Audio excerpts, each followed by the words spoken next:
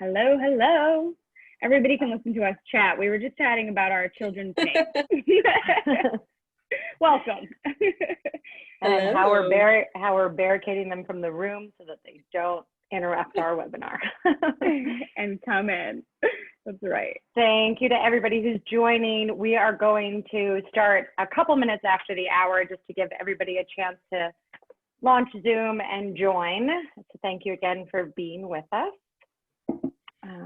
Yeah, what's the weather like in Arkansas? It's beautiful today. It's really, really sunny. I don't know. I'm not looking forward to the dust cloud that's supposed to be upon us this afternoon. So I think that's going to kind of mess up the air quality for the rest of the weekend. So I'm going to get as much sun today as I can. Y'all have not heard about this? The Sahara dust plume? We don't get that up here in Vermont. What is we just had the longest heat streak that we've had since the 80s. So we were above 90 for a week in a row or something like that. Ooh. Early on in the year. Yeah. Hey. I'm like, we're probably gonna crack 100 soon. Yeah. We don't like 3 digits. Honestly, we don't like 90s around here. But no, I mean, I guess good everybody has masks. Yeah, I mean, they said it could be it could create complications for people with respiratory illnesses. So I'm an asthmatic. Sure. So I'm like, well, that sucks. So I'll be inside all weekend. Wow. As opposed to the past 4 months. I mean, no, very different. Very different not to be able to go out in your own backyard. Yeah. And you should look. There's some videos. I'll send you a video. Like, NASA caught a picture of it, and it's dust cloud coming from the Sahara. That is insane. Yeah. Oh my goodness. Really interesting.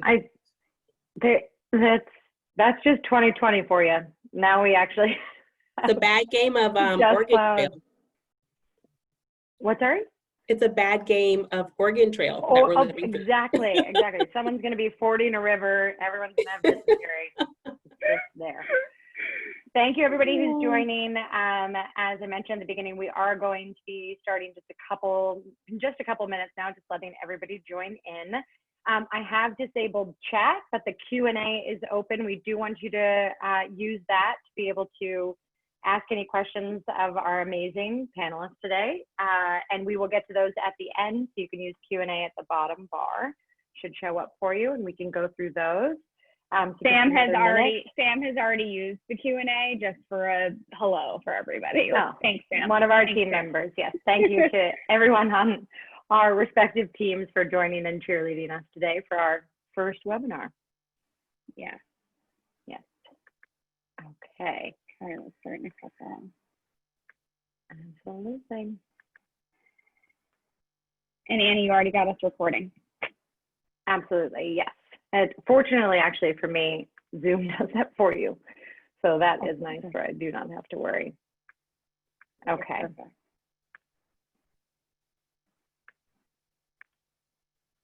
I'm going to show our nice logo set up here. All right, we are a couple minutes past. It's 2:03, so to be respectful of everyone's time, I'm going to start our actual webinar here now.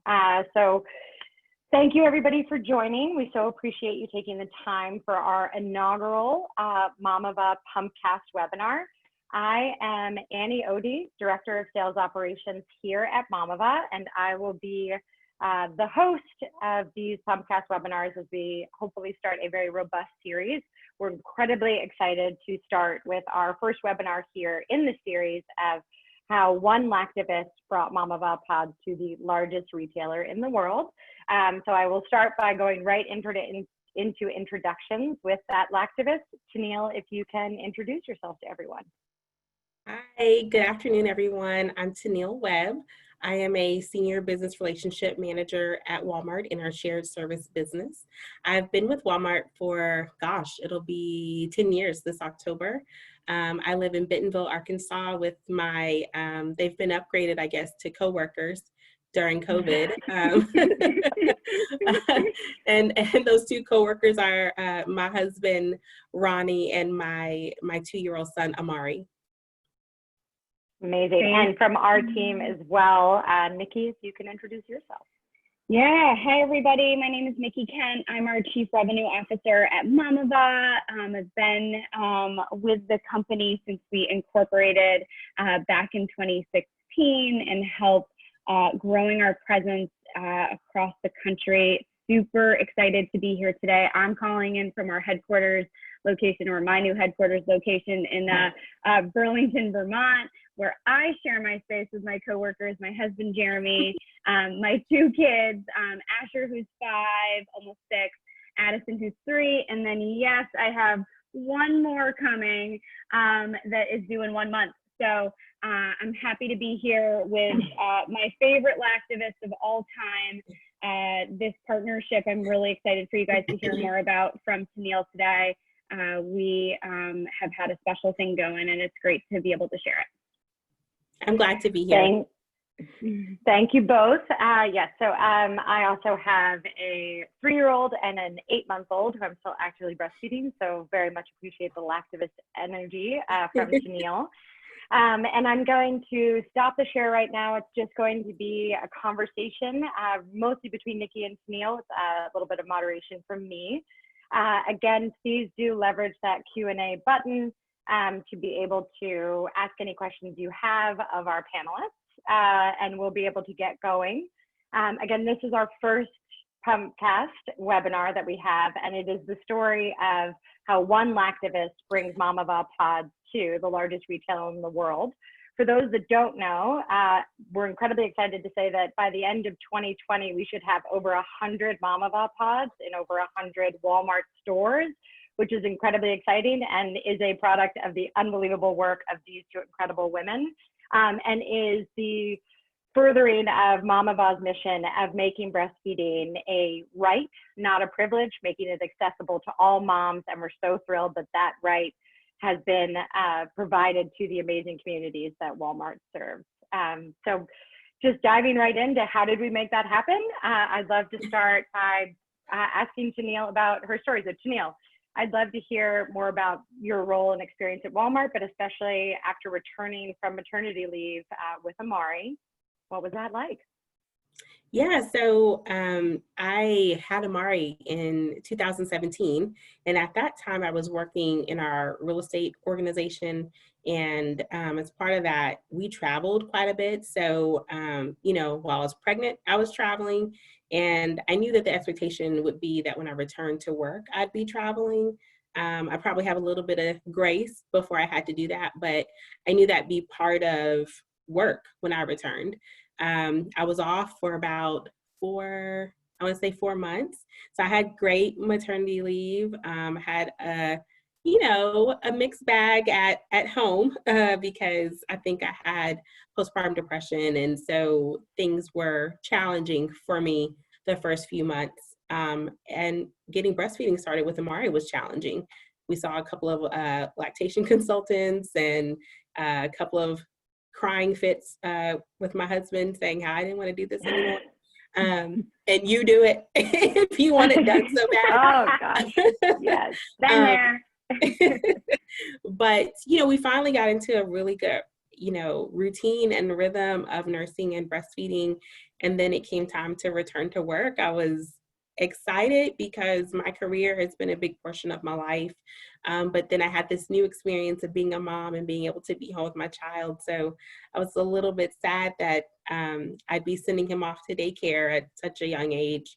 And then I was also concerned, how would returning to work impact our nursing relationship, our, you know, that we worked so hard to establish while we were home.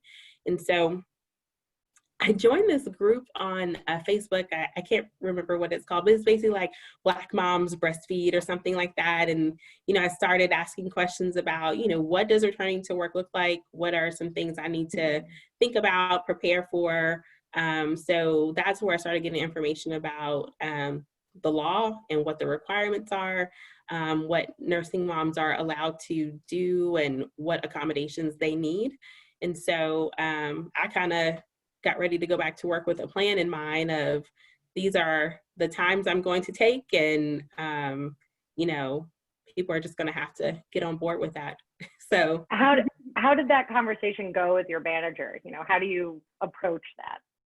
You know, I was telling Ronnie about this last night, and my boss's name at the time was Bob, and I literally sat Bob down. I said, "So Bob, Bob, so Bob, let me tell you, you know, I just came back from maternity leave. I have a baby that I nurse, and I plan to take my pump breaks during the day while I'm here. I know that I'm allowed to have this many breaks for this much time, and I know we have access to rooms in the building. I will block the time off on my calendar. I will take my laptop with me when I go. But that's it. I didn't ask him for his permission. I didn't ask if it was okay or if there are some other times that we should negotiate.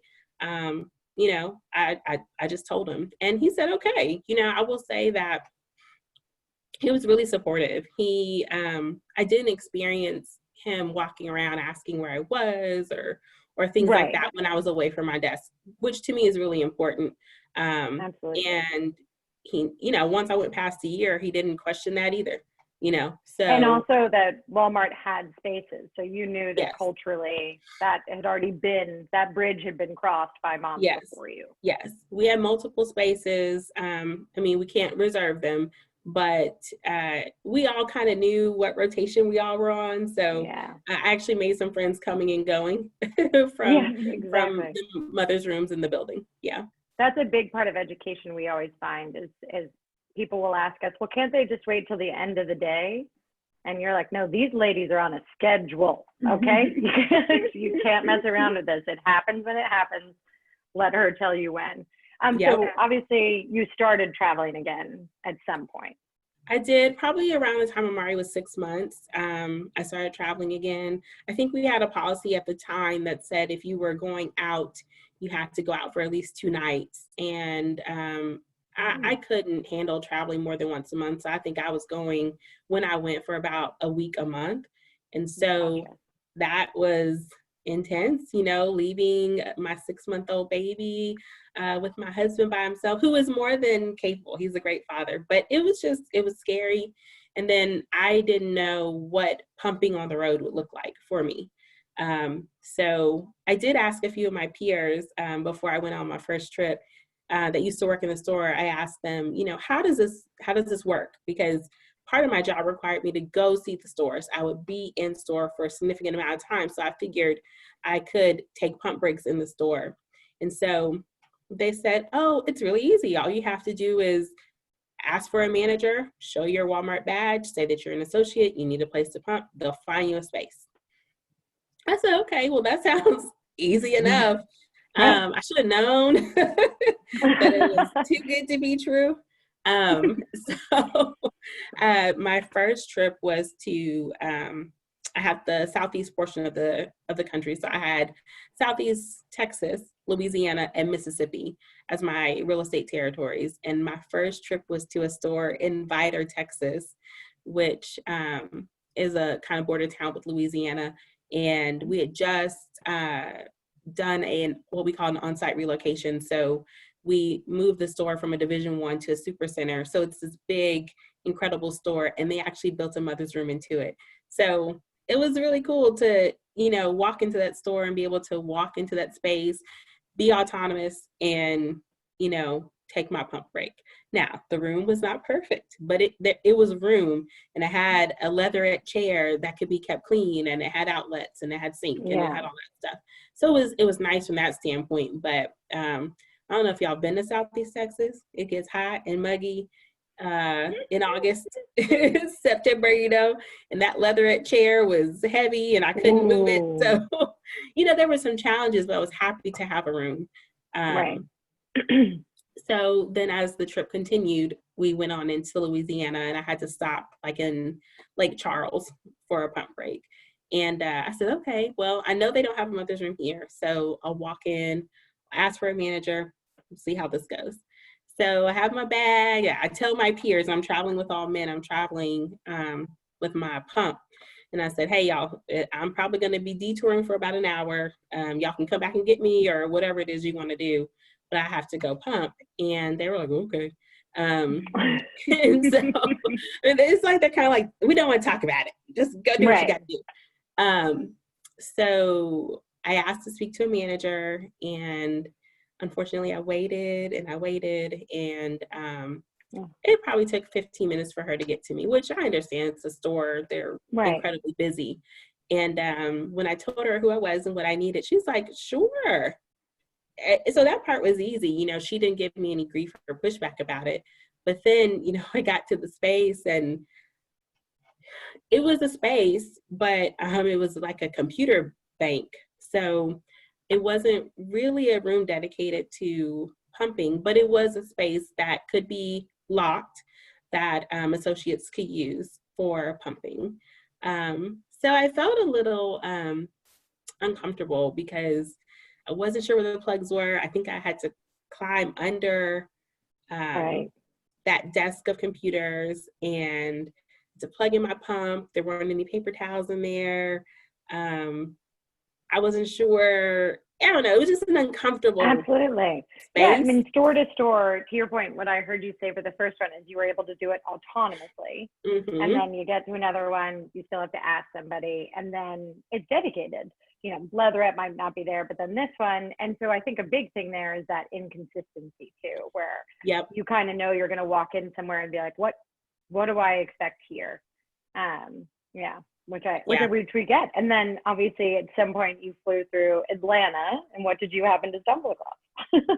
Well, Ronnie and I were coming back from New Orleans when we flew through Atlanta, and because we made so many trips through different airports, you know, while I was pumping, we were always looking for facilities at the airports. And we were in Atlanta, we ran across this, the Mamava pod. And I remember thinking, I don't remember thinking at that time, aha, here's a solution to all that ails Walmart and nursing rooms. I thought that's really cool. I wonder if we've tried it or thought about it or even had a conversation about it. Right. And you know, it was really cool just sitting there in the terminal, and it looked private. I couldn't hear anything that was going on in there. No one seemed to be bothered by the fact that it was there. So it was from that experience, seeing the pod at the airport, that made me look up Mamava as a company to see what is this, and understand what the brand was about. And I think I filled out an online form to say, hey, I remember the day. How can I help you? The day. I think we're actually exactly at the 2-year anniversary, hilariously enough. Are we really? And receiving that form, and I got it, and Nikki and I both received them, and you could hear our collective like, someone from real estate.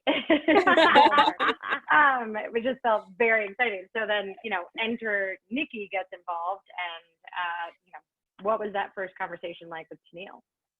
Yeah, so I mean, it was, you know, definitely love at first call. I often say, because we were both in a really similar position. So Tennille had her first kid, and I had my second, and so we were both breast pumping mamas. Our babies were born 6 months apart, and to hear a little bit more about her experience and what she experienced at Walmart, it definitely hit a strong chord with me. As my previous experience, I worked in the tech industry, very male-dominated, male-focused.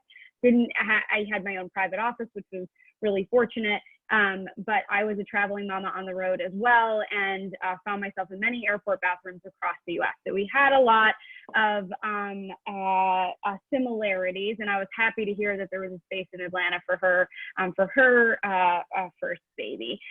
But what was great is, out of the gate, I let Tennille know that we've been working as an organization at Mamava really diligently on breaking into the retail vertical for many years. So we had already had some success in working with retailers, specifically in their distribution and e-commerce fulfillment centers.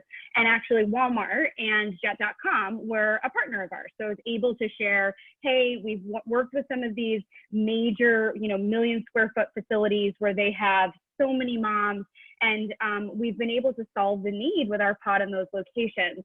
But what we're really looking for is a retail partner that wants to share a family-friendly initiative that will help them be in legal compliance for all of their associates, and is the first retailer really to get the kind of amazing brand recognition for providing this type of space. So Tennille and I think we're out of the gate really energized. I shared a bit more about our business model, and having her both legal background and her real estate background, I felt as if her clock was ticking, and how do I have the stores amortize this over time? How does this become something that, to your point, Annie, becomes a consistent, reliable space for breastfeeding moms, whether they're traveling from our headquarters or their associates in store, or they're moms that need a space while they're shopping? Like, how do I create that consistent experience? And so,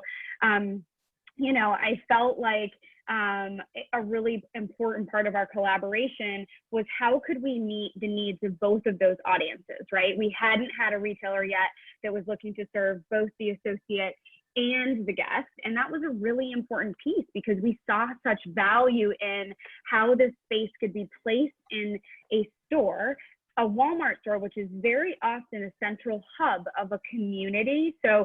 So many people are in these stores, and we as a company have wanted to normalize this mission around breastfeeding and normalize breastfeeding and say, no, there is space here for you, associate, and there is space here for you, mama.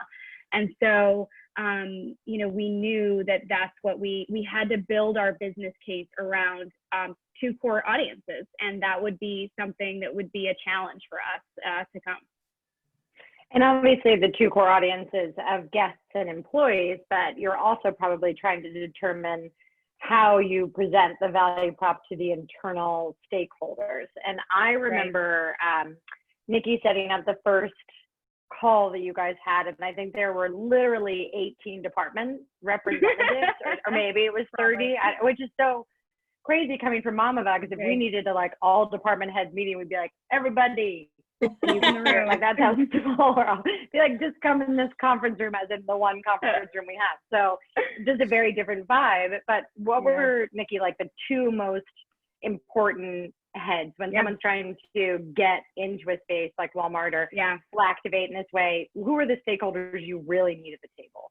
Yeah, so I think Tennille coming from real estate was a massive advantage, I think, in a big part of kind of her knowledge set of what it looked like for the different groups that touch what happens inside the store, right? That is really critical.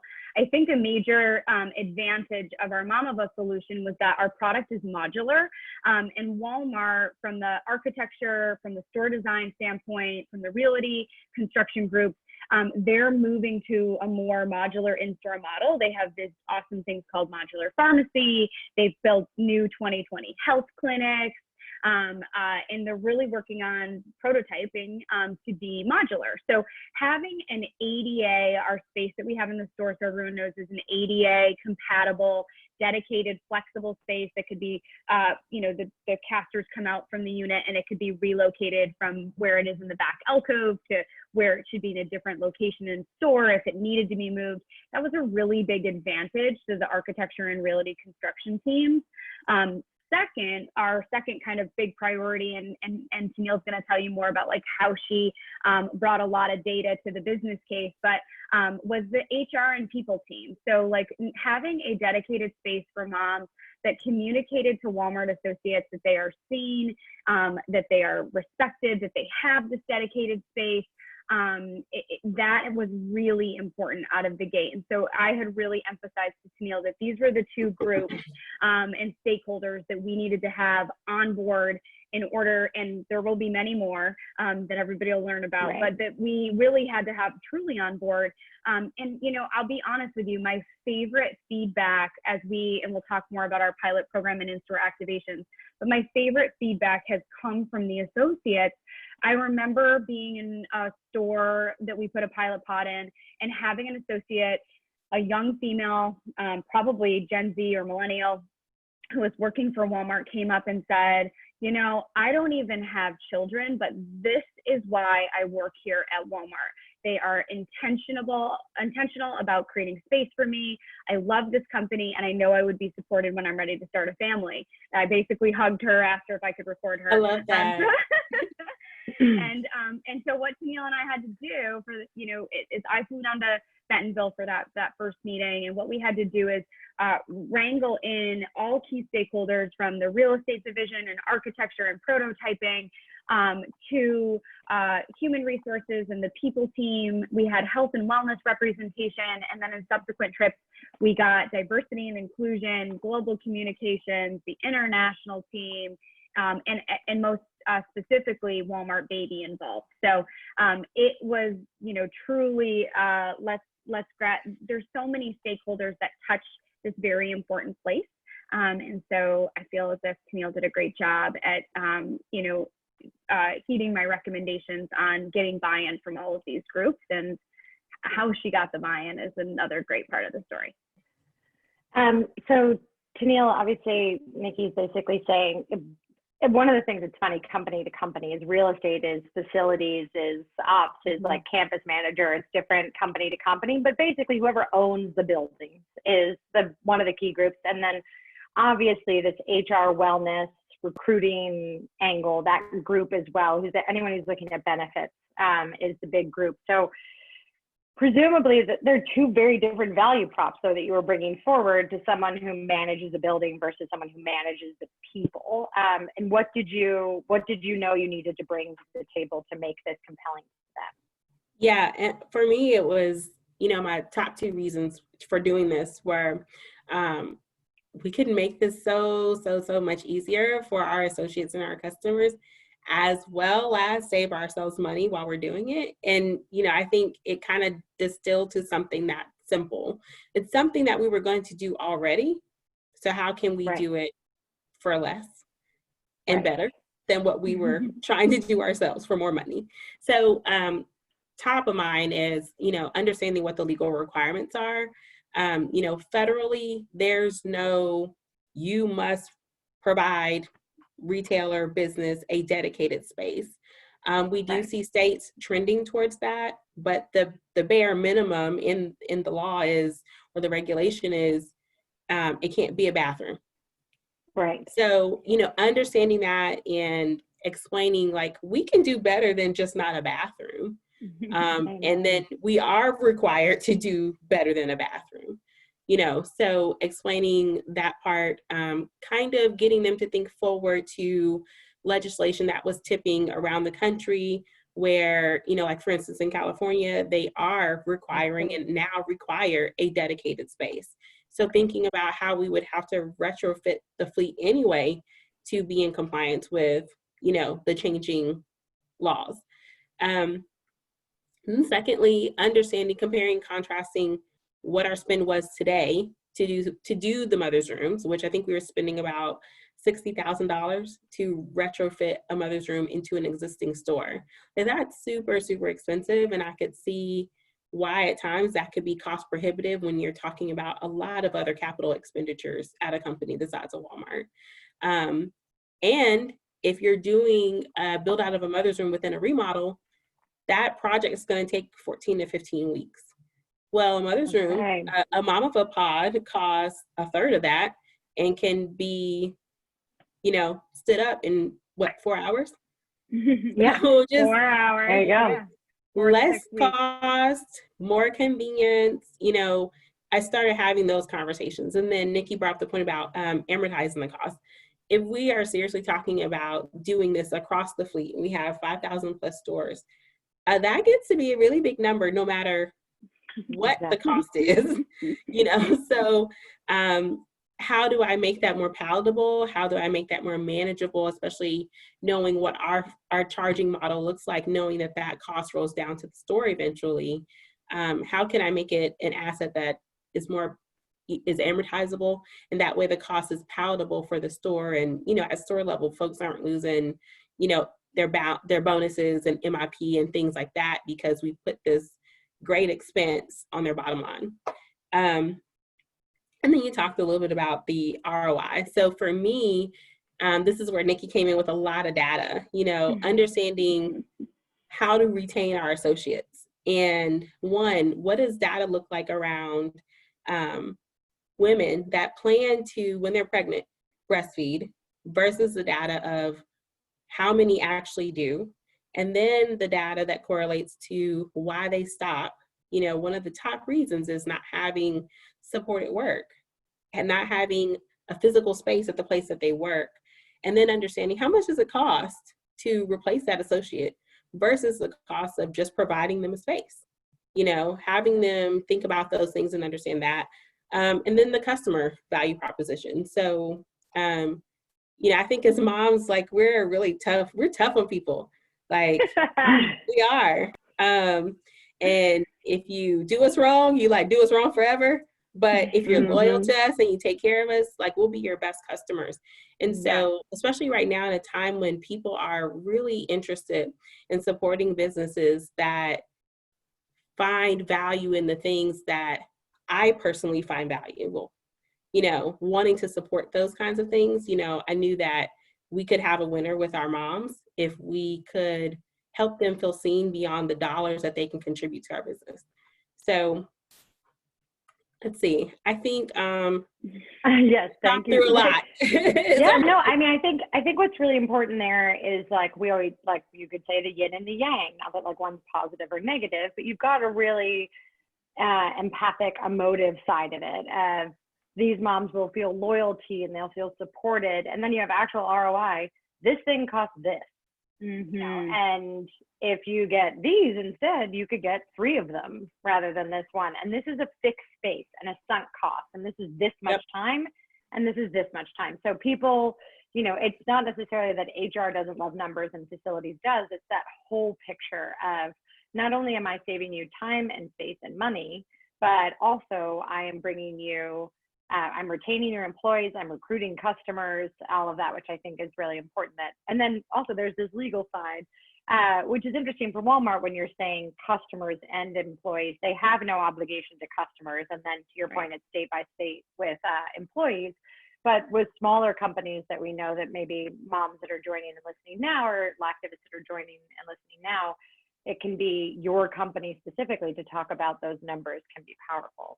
But obviously it wasn't, hey, look how much money and time you're going to spend, and that sales order was signed immediately. What were some of the obstacles or objections that you guys had to face and overcome?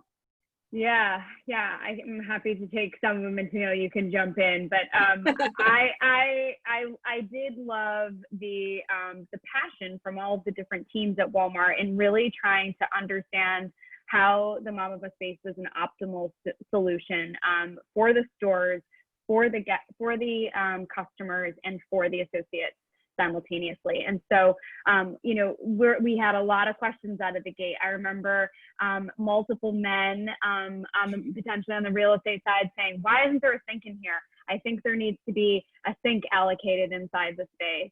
And we really diaper changing station, or a diaper changing station, which are in many lactation rooms. And so I really had to educate on food preparation and cleanliness inside that space, and what it would look like to be at the convenience of plumbing in the store versus the convenience of the associate and the convenience of the customer. And so I think after we did just a lot more education, we were able to help them understand, okay, yeah, that does make a lot of sense. And with all the placements that Mamava has had across the country, specifically in airports, which are highly regulated and challenging to place any type of product inside, and just the success we've seen in that, in providing this space, I think that the team felt a little bit better about our knowledge that in what we know in our very intentional design, our design for the mom and how we've designed the space intentionally for her with food preparation in mind, our design for the facilities, which is critical for them, to Tennille's point, to be able to spin up in 4 hours, ship in 4 to 6 weeks, are also designed for culture, which is our super intentional happy breast logo that sits right here and says, hey, breastfeeding's happening, we're celebrating it, it's happy, we love breast and babies, and we're here to talk about it and not put it in a back corner where nobody can access it. So that was really, I think, helpful in the education process. You know, there's so many things, you know, that you can come up against when you're putting a physical piece of furniture that's occupied space into a regulated store or business or what have you. So we ran up against fire code safety and what our open grid ceiling looks like for fire sprinkler access, which is super common. Where would we place in the store? We had lots of conversations of, would this be better suited in the Walmart baby section versus kind of the back alcove in relation to where the sinks were, for if moms really wanted to kind of wash their hands, not necessarily the pump parts, before and after. We had conversations around data connectivity, because an awesome feature of our pods is that we access them digitally with our mobile app, and it's this platform and this community of support for moms. And so how is the data connection going to look in the back alcove area of the store? And were we not going to go on Walmart Wi-Fi and all of these components? On and on and on. And on, yeah, and on and on. And we still laugh, because even though the pods are prototyped and future-proofed into all remodels for future stores, we'll still get some of these repeat questions coming back, and Tennille's always there to kind of have a laugh with me, and we respectfully educate across the organization to kind of help them understand. You know, one big value point, and I'll just kind of share this with everybody, this is, in my opinion, a really big milestone for Tennille and I, was that we had real estate be open to a pilot program. And so we intentionally picked 3 stores in different geographic locations across the country. So we did one in our home state here of Vermont, which is a Division I store. We did one in Bentonville at the flagship store next to headquarters, very intentionally, for all the leadership to be able to go through and see. And that's store 100. And then we did one in Gilbert, Arizona, which is in proximity to Phoenix, where we have some Mamava amazing representatives that were there to be able to help us with in-store activations, because our goal was to get both quantitative and qualitative feedback from both the associates and the guests that were coming in and using the pods. And I'm telling you, I mean, we have some amazing guest feedback, but the associates feedback was so amazing. We were able to create a beautiful in-store video in Bentonville Store 100 that we shared with the leadership team. We are able to track the data of what the usage numbers looked like during the pilot period. We had great qualitative feedback of from guests and associates alike, and you know, it was something special. I do want to shout out to Tennille's partner in crime, because in the middle of the pilot period, Tennille got promoted and into her new and current role, which was both terrifying for me, but also exciting. And Tennille's partner in crime, Todd Frank, was a senior architect at Walmart. He had been with the organization for almost 20 years, and that man built the very first mother's room in 1999 for Walmart stores. He is an amazing advocate, Lactivist in his own right. And he said, Tennille, I got this. I'll help carry the program to prototype from here. And together, they helped push the pilot program forward. I think that's an important thing, Tennille. You know, you're talking, to your point, Walmart has 5,000 stores, but coming forward with just 3 to start. You know, I think that's one thing that can feel really daunting for maybe that Lactivist to be like, what ripple can I make? And I think what you showed so beautifully is like, you're in the Bentonville headquarters, but if you land one and you prove the value from there, it can ripple out to those 100 by the end of 2020 and then beyond. So I think that, you know, taking it as baby steps and breaking it up, that you all did that strategically, those 3 stores, letting us have one in Vermont, one close to Tennille, and one close to a couple of our other buddies in Arizona, but that's critical. I want to be mindful of time, and I know one of the big things we wanted to do here is essentially give a little bit of a roadmap to any of the other Lactivists that may be on this call in terms of what did Tennille do with Nikkie, and what do we think we've seen from our other amazing Lactivists as we've placed over 1,000 Mamavas across the country and the world. What do we think what are your ducks you can get in a row, and how can you also just keep yourself motivated here and trucking along? So I'm going to share my screen again here, and we're going to walk through our 7 steps to being an effective Lactivist. And again, please, if you have any questions, we're going to go through these 7 steps and then jump into a little Q&A. So starting first with Tennille, starting with your story. Yeah, start with your story. For me, the reason why I did this was because it was really important to me as a new mom to be the person I wanted my son to be able to be. So that whole idea of be the change you want to see. And so that's what got me propelled. That's what kept me going when, there were times I was like, Nikki, I just don't know if I can keep doing this. There were times I asked other people like, should I be doing this? Am I the right person to do this? And it always went back to yes, because, this is the example that I wanted to be to my child, to other women, and to show associates within the company, like, if you take a little bit of courage and, take a step, these are the things you can accomplish. Absolutely. I have to jump in with when Tennille would say, is this my project? Should I keep pushing this forward?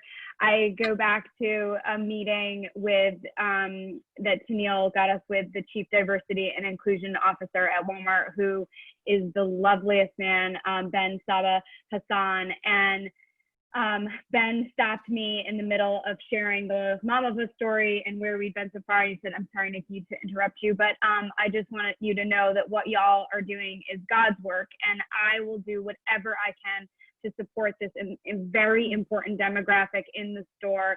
And he turned to Tennille and said, and girl, you need to ask for a raise. So it was a very nice indication that she had done the right thing, and she had the courage to come forward, and to have that kind of senior leader in all of Walmart stop in the middle of the meeting to say so was really important. That was great. And, we briefly touched on this, Nick, but one of the things we talk about as well is always doing your homework before you bring this forward. Yeah, and just know that the Mamava team is here to help you. I know Tennille mentioned that, like, we were there to build the business case side by side.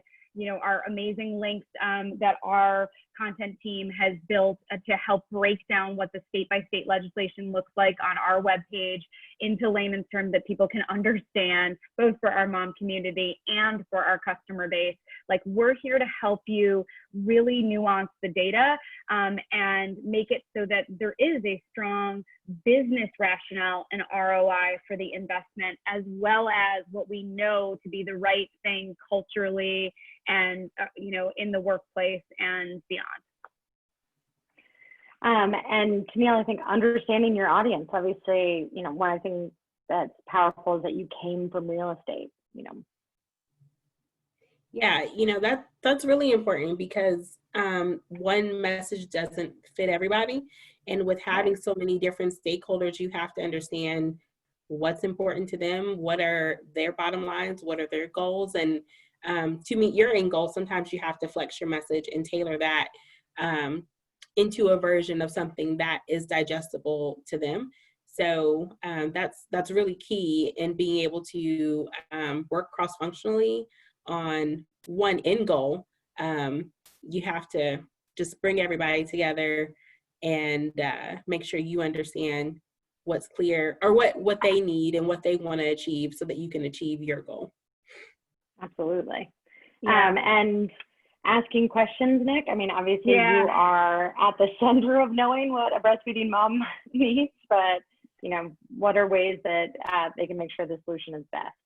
Yeah, I mean, this is an important part of my discovery process, and understanding what Tennille's experience was as a woman working at headquarters, to interview the associates in the store and understand what their experiences were, to interview even the stakeholders, like you say, and say, you know, what are your biggest challenges with providing this space? Like, where are do we have any people within the organization that don't believe that this should be a prioritization, and why?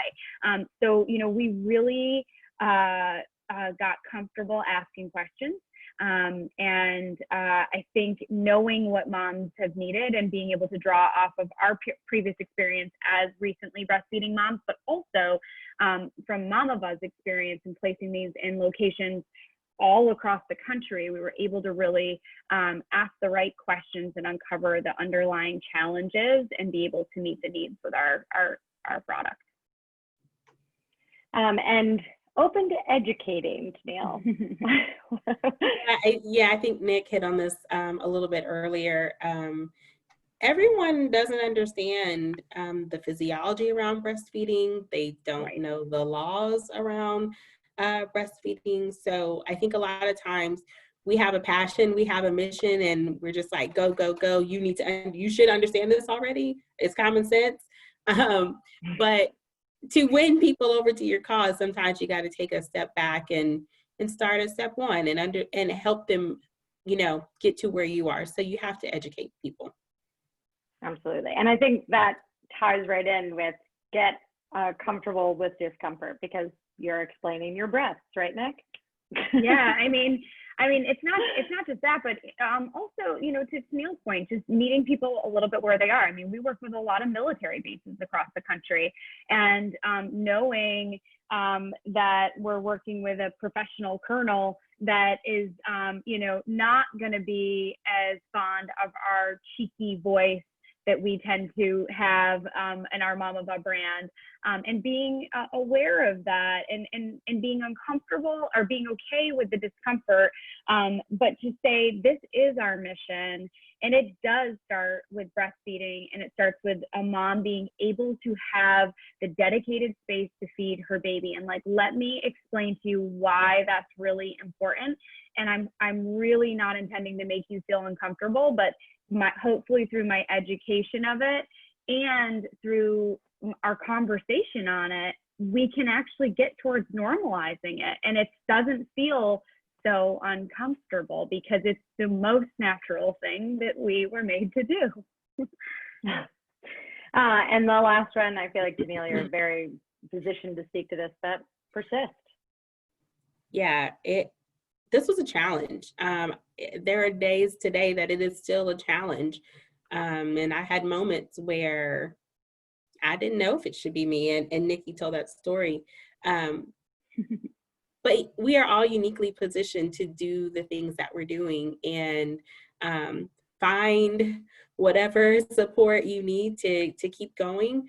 But you know, once you've started down the road of something like this, like, you have to continue it, because the end result is so rewarding and so powerful. Like, I think that's been the thing for me, is when I think back on when I wanted to quit, I wouldn't have the results. We wouldn't have the pilot. We wouldn't have the rollout to the 100+ stores if I didn't stay committed, even through the times when I wanted to quit. 100%. And I would say that we at Mamava never, ever could have gotten this done and impacting this many lives and communities if we didn't have the persistence of this amazing Lactivist at the core of what we were doing. Like, I've told her this from the very beginning. Her story is the story we are looking to tell. It's the story we want to shout from the rooftops, that like, you can make a difference in a massive organization if you persist with a good idea and the right facts to bring it forward. And I have like so much gratitude in my heart for Tennille for getting us to where we are. Okay, and I want to leave a little bit of time for Q&A at the end. I actually have one to start that's directed at you, Tennille, a woman who is part of Healthy Texas Mothers and Babies program. And her question is, how might she approach the local Walmarts in her area to have lactation rooms for their employees? Is there a person, is there a group, is there an activity you would recommend for her? That actually might be a better question for Nick, since she's Yeah. on the team that is doing the rollout. So Sure. I'll Sure, kick it to yeah. you, Nikki. Yeah, no problem. And I'll share a little quick story. So when we did the pilot program in Bentonville, we had a woman from the WIC office in Oklahoma, kind of just over the border, who had driven to the store, seen the pod in place, and said, what can I do? I need to get one of these in my community in Oklahoma, where there is this massive need for women to be educated around breastfeeding. And her core concern was that there weren't enough visual representations, which is something we feel very proud that the pod represents, that is a cultural support of breastfeeding. And so I responded back to her. She wrote an amazing note. And I said, do you mind just writing a letter and letting us know what stores and communities that you serve, and we will gladly pass them through to the Walmart real estate team. We will cross-check them against our remodel list for 2020, and we should shortly have our remodel list for 2021. And we are happy to report back and let you know where they're at in the remodel queue and if this is a possibility and in what time frame. So to the woman who asked the question, I would recommend that that's what you do. You send us an email, and we're super happy to help. Robbie, same thing here, asks, are the California stores implementing this program since we have the new law? And I would say I'll defer again to you, Nick, on the rollout. Sure. But yeah. Yeah, I'm happy to take it. So Robbie, we had California stores on the list for 2020, and then our really fun thing that you are all aware of, global health crisis and pandemic and economic crisis hit America and the world. And actually, California has had a mandate that there will be no construction design for 2021 or for 2020. So those stores have been pushed out to 2021. They are a priority, most certainly, for the organization. Walmart has, just to make a note, almost 500 built-in mother's rooms. And what we'll be actively working with them on over the next subsequent years is the rollout based on the store remodels to place a pod in store. So coming to a California supercenter soon near you. Love that. And if there aren't any more questions, I have this up here. They're following us for more resources through this webpage. You can get in touch with us, contact us there if you have any questions on rollout, want to suggest a good location for potential or check-in if your store is coming. What we will be doing is sending along to everybody who has attended the recording of this, along with a great resource of these summarized points of what we believe are the steps that all activists can take in order to be the change and make the change in their own organizations. And to reiterate what Tennille said, Mamava is here to help you, hold your hand that whole way on there. Again, our mission is to bring breastfeeding into the realm of being a right and not a privilege for all moms. And so we are ready to fight that good fight with you. And from here, I would just like, again, to welcome and thanks so much to Tennille. You are such a critical part of the Mamava family and such a powerful activist. Thank you, Nikki. This is our first in our series of Comcast webinars here for Mamava, and such an incredible story that we were so pleased to be able to share with you all. All right, thanks everybody for joining. Bye. Thank you.